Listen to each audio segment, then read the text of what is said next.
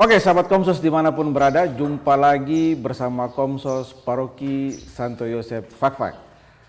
Kami dari Komsos Paroki Santo Yosef Fakfak ingin menyampaikan selamat Natal dan 2022 dan Tahun Baru 2023 kepada sahabat Komsos dimanapun berada.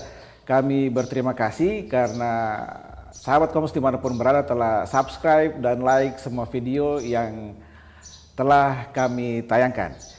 Oke, di kesempatan yang berbahagia ini, Komsos Paroki Santo Yosef Fakfak mendapat kehormatan karena kami dikunjungi oleh seorang imam, seorang biarawan yang kebetulan menjadi pastor tamu di Paroki Santo Yosef Fakfak. Oke, untuk itu kita langsung berkenalan dengan Pastor biarawan tersebut. Selamat siang, Pastor. Selamat siang, Sobat. Selamat Natal, Pastor. Selamat Natal untuk sahabat Komsos. Ya. Terima kasih, Pastor, sudah mau menjadi pastor tamu di Paroki Santo Yosef Fakfak. Sama-sama. Pastor, sebelum kita lanjut, Pastor bisa memperkenalkan diri kepada sahabat Komsos biar lebih akrab. Oke, baik. Terima kasih. Selamat pagi, sahabat Komsos. Selamat Natal untuk sahabat semua dari saya di Paroki Santo Yosef Fakfak ini. Saya Pastor Goklian Paraduan Haposan OFM.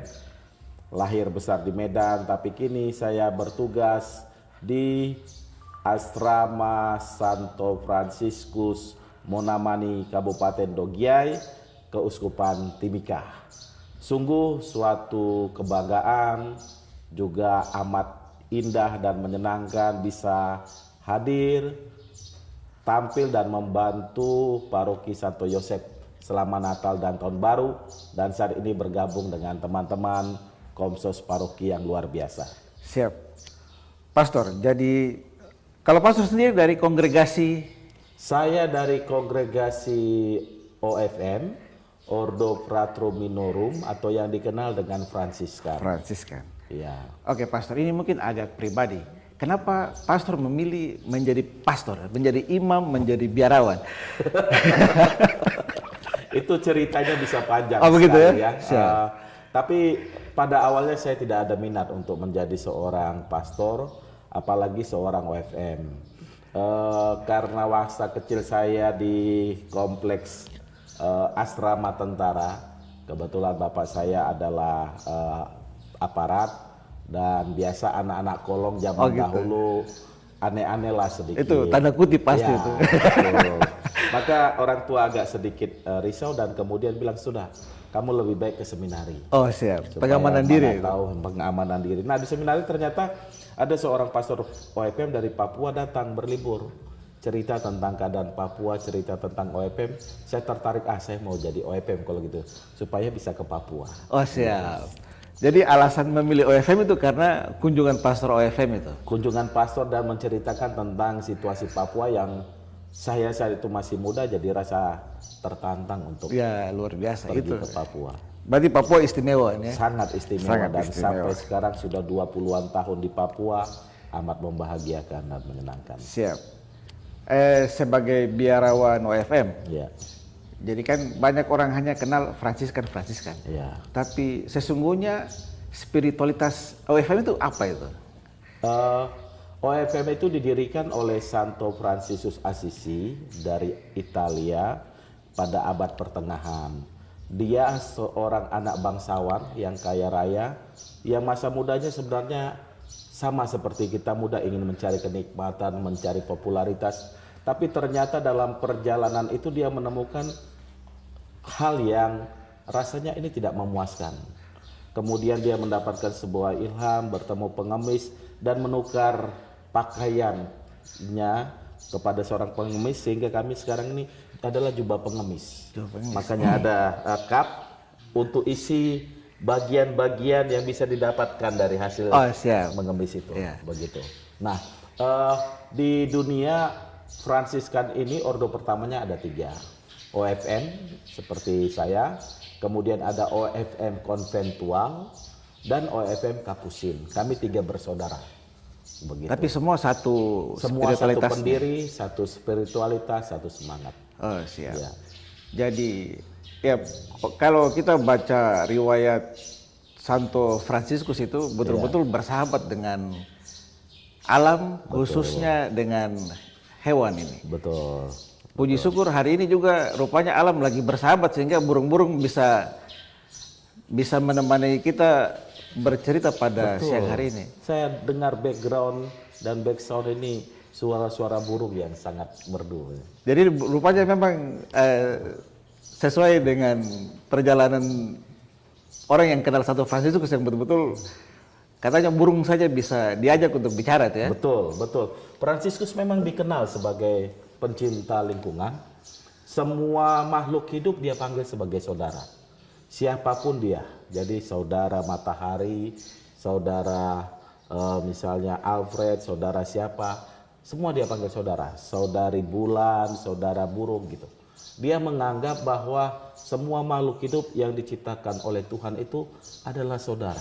Jadi mari kita memperlakukannya dengan baik dan pantas. Begitu. Oh, berarti panggilan dalam biara pun saudara? Iya, iya. Kami tidak sering menggunakan pastor atau bruder.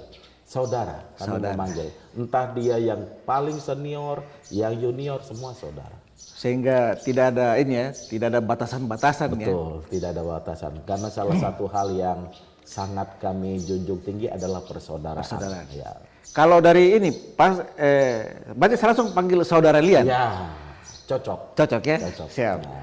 Berarti untuk ini jubahnya sendiri namanya apa nih kalau untuk jubah ini? Ini jubah Fransiskan namanya. Ya. Jadi jubah pengemis tadi. Ya. Di mana ketika pertama kali Fransiskus menukar bajunya, lalu kemudian mengambil pakaian pengemis. Jadi ini pakaian pengemis abad pertengahan.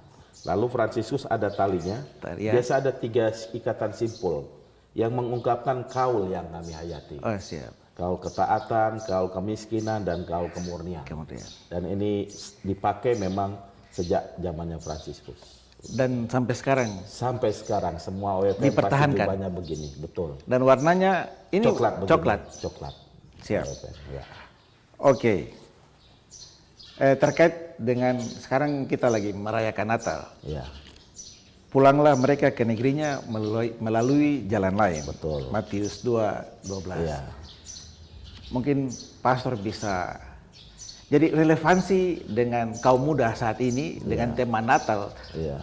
Mungkin pastor bisa memberikan kita ini ya pemahaman sedikit bahwa tema Natal dan konteks anak muda sekarang ini. Iya, iya, betul.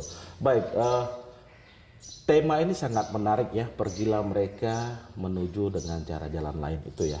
Cocok dengan orang muda yang memiliki karakter inovatif, memiliki karakter kreatif dan semangat. Artinya sebenarnya orang muda adalah orang-orang yang tidak suka akan kemapanan. Ya. Gayanya dinamis dan juga menyesuaikan dengan perkembangan zaman. Nah, tema Natal ini sesungguhnya juga mengarah ke situ. Seringkali kita bertahan pada cara-cara, gaya-gaya berpikir dan bertindak yang sesungguhnya tidak sesuai dengan zaman sekarang. Ya. Yang tidak sesuai lagi dengan situasi dan tuntutan zaman sekarang. Nah, kalau dihubungkan dengan orang muda, tema ini amat relevan dengan karakteristik dan kemampuan-kemampuan orang muda yang inovatif, kreatif. Sekarang sejauh mana kita bisa merangkul mereka yang memiliki karakter itu agar dapat bersama-sama membangun gereja kita ini, Paroki Santo Yosef ini atau gereja semesta dimanapun berada. Karena tema ini sesungguhnya mengajak kita semua, dan ajakan ini sangat tepat dengan gaya orang muda yang suka mengikuti perkembangan zaman, tren, memilih jalan yang lain yang sesungguhnya harus dilewati karena belum tentu jalan yang lama itu sesuai dengan tujuan yang mau dicapai. Gitu kan, latar belakangnya bagaimana orang-orang Majus, para malaikat pergi mengunjungi Yesus, selalu diilhami, pergilah lewat jalan lain yang di situ ada hal yang baru yang menuntun pada tujuan yang menyelamatkan, begitu. Siap, luar biasa pastor. Pastor, kita kalau sekarang ini kita buka di YouTube, Iya. terus ketika Katolik itu banyak istilah zaman sekarang itu antitesisnya Katolik itu. Antitesisnya Katolik. Jadi kan seperti kemarin ada istilahnya, ada yang sempat viral itu kan uncleaning spirit itu. Unclean spirit, bahkan dari umat Katolik sendiri. Sebenarnya kita tidak perlu bahas, tapi bahwa banyak serangan terhadap iman Katolik, Iya. banyak hal-hal yang selalu menjatuhkan, Iya. baik dari tata ibadah, dari hierarki, itu mereka banyak orang di luar yang mencoba untuk Iya. mengganggu Iya. keimanan kita. Nah, kalau untuk orang yang sudah dewasa dalam beriman kan, ya mungkin hal ini, tapi kan banyak juga ya, umat kita yang terpengaruh sekali dan diserang terus tidak bisa jawab. Nah, posisi apa kita sebagai umat harus bagaimana sekarang ini untuk menanggapi hal-hal itu, Pastor? Ya. Pada umumnya ketika kita berdebat tentang iman, yang berbeda latar belakang imannya dengan kita tidak akan mencapai titik temu. Ya. Jadi kalau menghadapi orang-orang yang mengajak kita untuk berargumen tentang iman yang kita miliki, pasti tidak akan mendapatkan titik temu. Maka cara satu-satunya lebih baik diam dan menghindar. Ya. Iman urusan saya dengan Tuhan, bukan urusan saya dengan dia gitu. Yang menyangkut iman adalah menyangkut bagaimana saya menghayatinya dan kemudian melaksanakannya agar saya selamat. Nah, hubungan kita, iman kita dengan Tuhan itu harus memang masing-masing radikal. Tapi ketika berhadapan dengan sesama ciptaan lain, kita harus sedikit moderat, gitu. Moderat kenapa? Karena kita memang memiliki perbedaan penghayatan, begitu. Ini yang nasihat saya, tidak usah buang-buang tenaga. Terus buang energi. Tidak usah buang energi pada orang-orang yang memang latar belakangnya nggak akan ketemu, gitu. Daripada menimbulkan pertikaian, kita yang Katolik lebih baik diam dan sudah. Oh ya, terima kasih, pertanyaanmu itu mungkin membuat saya menjadi lebih Katolik. Jadi cukup di sini begitu. Ya, itu lebih bijak gitu ya, Ya, untuk menghadapi orang-orang yang selalu mempertanyakan. Betul. Waktu Pastor memperkenalkan diri di Santo Yosef, Pastor sarjana hukum. Iya. Sudah ambil S2-nya lagi nih, hukum juga ini. Bukan, S2 manajemen. Oh, S2 manajemen. Sekarang jadi pengacara. Betul. Itu jalan cerita bagaimana itu, Pastor? Bisa Ya. bisa jadi pengacara. Iya. Saya ditabiskan tahun 2007. Habis ditabiskan, saya diminta untuk langsung bekerja menjadi sekretaris keuskupan Jayapura. Dalam perjalanan itu, ternyata salah satu bagian yang harus saya kerjakan adalah menangani aset-aset harta benda keuskupan Jayapura, terutama terkait tanah dan perumahan.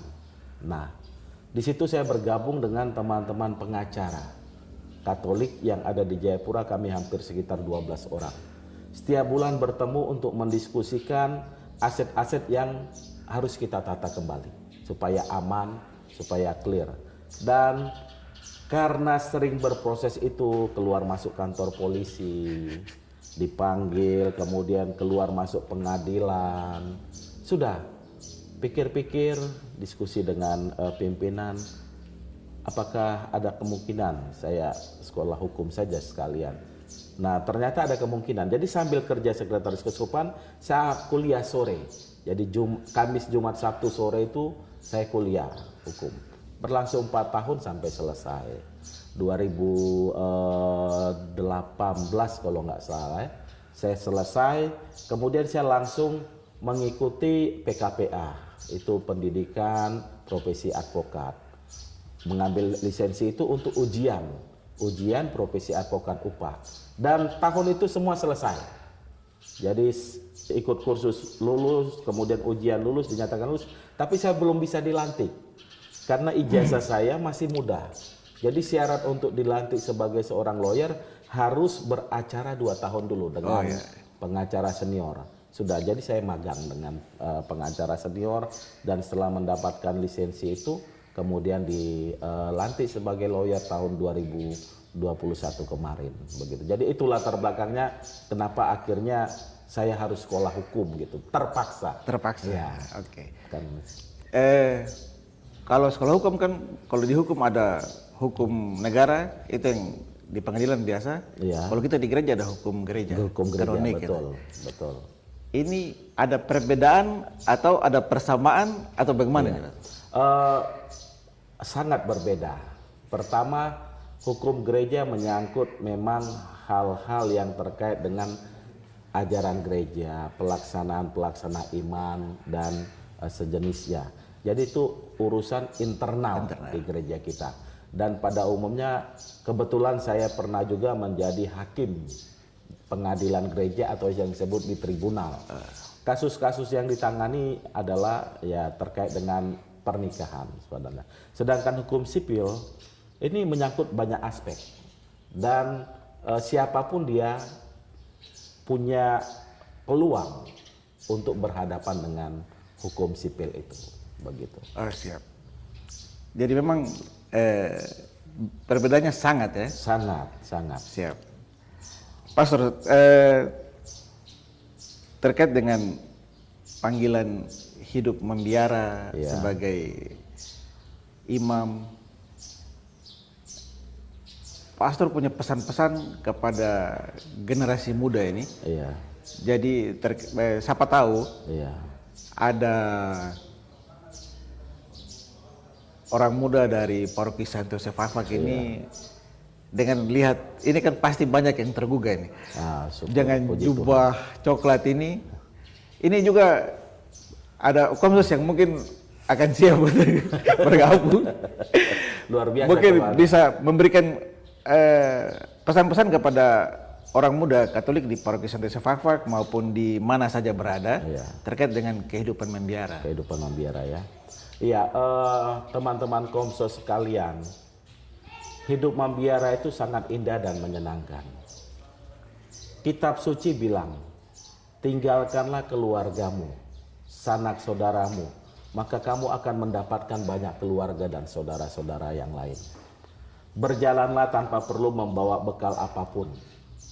Dan dalam perjalanan saya 25 tahun sudah sebagai seorang OFM, saya sungguh-sungguh merasakan kitab suci itu.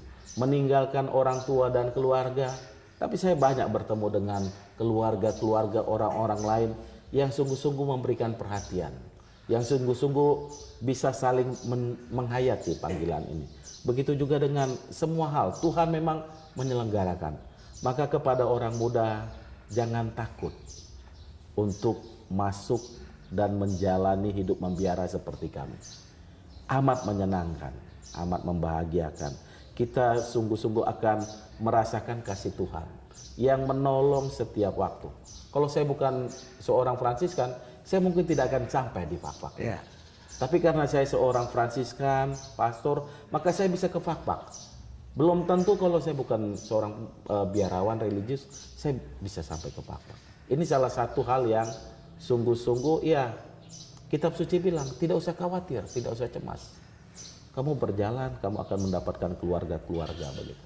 Jadi selama 25 tahun hidup membiara, saya mengalami kehangatan dan juga merasakan kasih Tuhan itu tak berkesudahan. Gitu. Amin, luar biasa. Ini sangat istimewa. Pastor, untuk jenjang pendidikan sendiri, kalau hidup membiara untuk masuk di OFM misalnya, itu taruhlah ada yang sudah selesai SMA, apa yang harus diikuti lagi itu? Kalau sudah selesai SMA, tinggal membuat lamaran misalnya ke OFM atau ordo yang dipilih, entah projo, OFM atau apapun. Bikin lamaran kepada pimpinan, kemudian pimpinan akan menjawab. Misalnya pimpinan OFM lalu bilang, oke, baik, kamu diterima. Silahkan datang kami ke Jayapura. Habis SMA akan menjalani masa prapostulat namanya, 1 tahun di situ. Untuk dididik mental dan intelektualnya. Supaya kemampuannya level SMA itu bisa sederajat. Setelah menjalani masa prapostulat 1 tahun, dia akan masuk masa postulat. 1 tahun juga. Masih masa percobaan ini namanya. Jadi di situ diajak untuk cara hidup bersama, bekerja bersama, doa bersama. Setelah melewati tahap postulan, dia masuk ke tahap berikut yang disebut dengan tahap novisiat.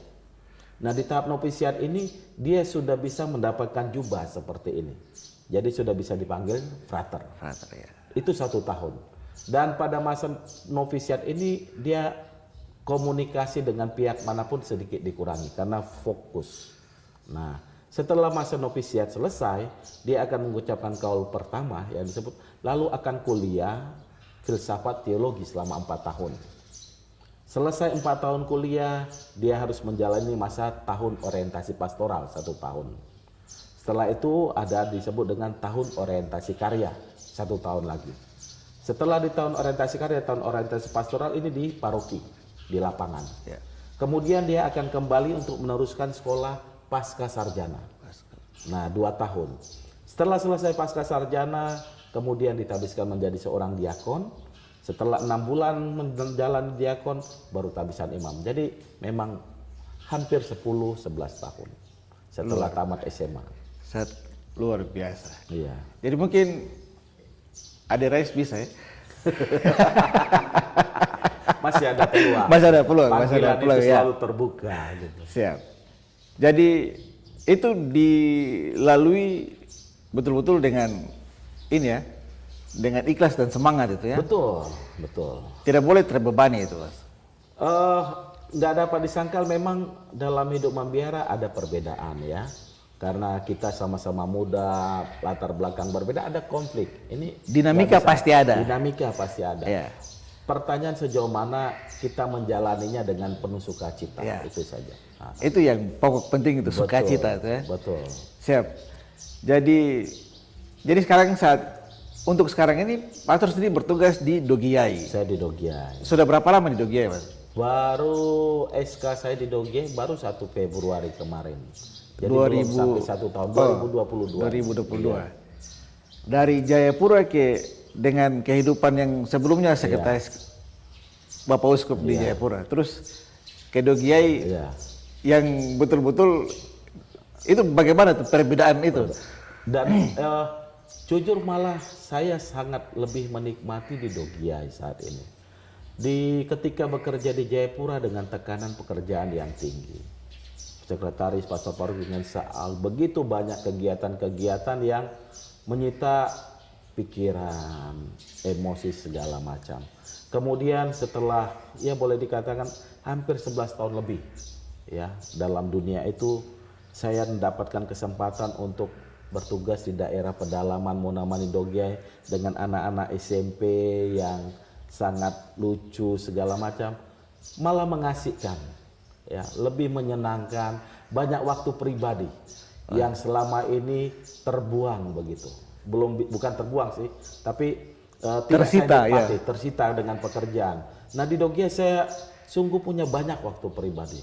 Dengan anak asrama misalnya, mereka ketika jam sekolah, ini waktu pribadi yang bisa saya buat. Dan disitulah bakat-bakat, minat-minat yang terpendam selama ini bisa saya ekspresikan begitu. Siap. Jadi betul-betul menikmati pastoral di Dogiai. Betul, sangat menikmati.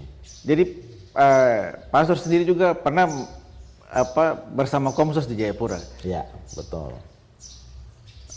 Bagaimana pastor melihat Komsos sebagai sarana informasi dalam gereja Katolik? Ya, jujur Komsos tidak boleh dipandang remeh dalam pewartaan dan pelayanan gereja ya.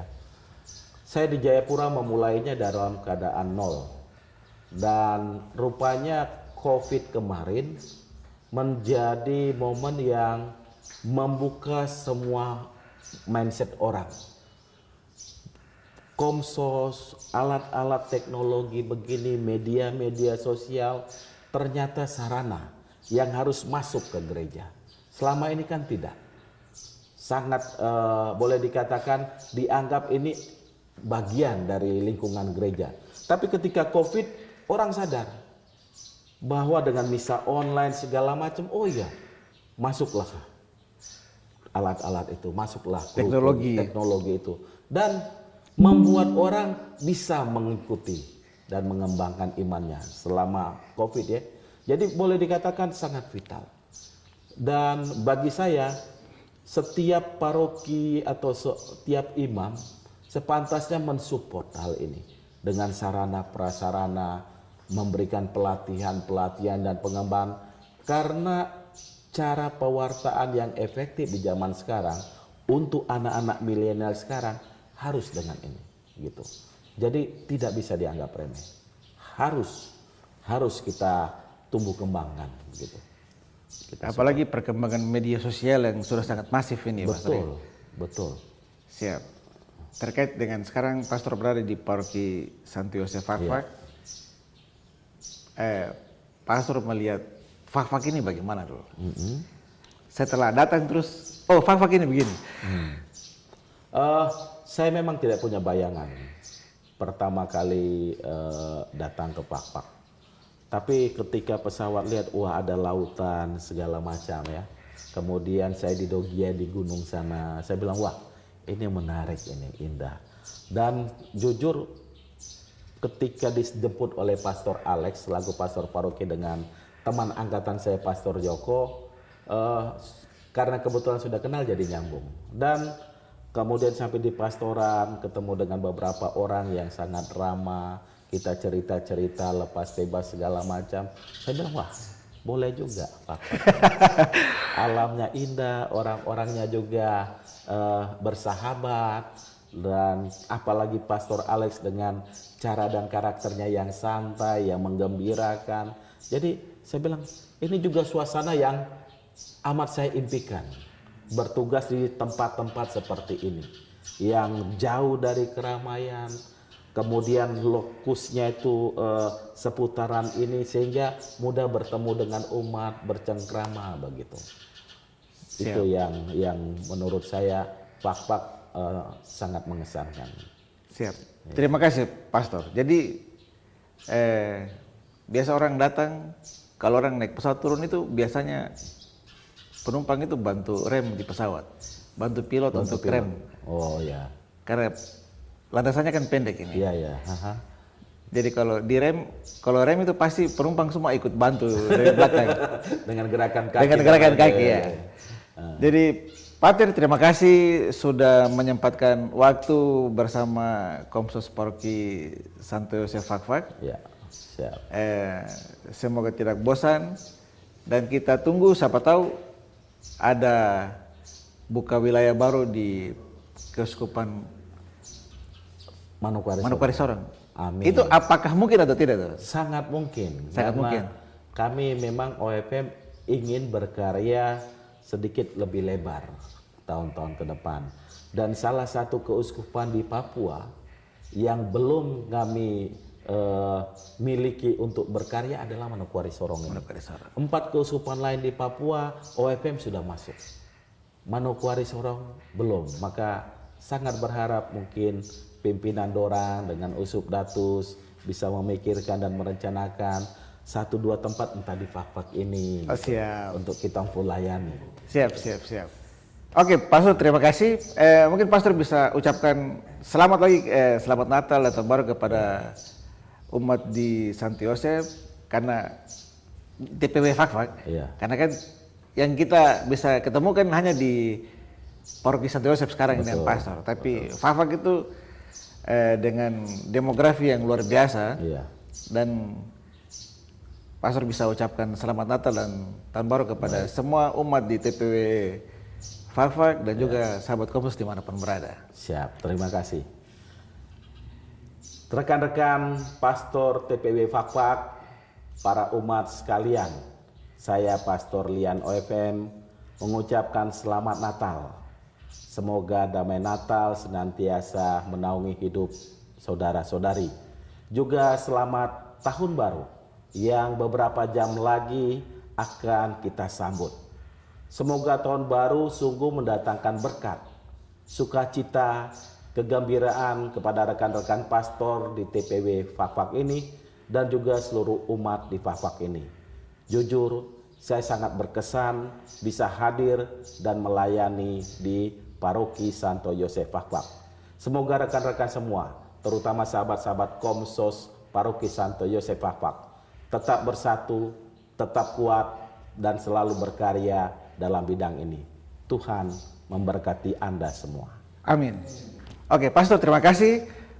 Demikian sahabat Komsos dimanapun berada, perbincangan kami Komsos Paroki Santo Yosef Fakfak bersama Pastor Saudara Liam OFM. Terima kasih. Terima kasih. Selamat Natal, saudaraku. Selamat Natal, selamat tahun baru, saudara. Amin. Ayo.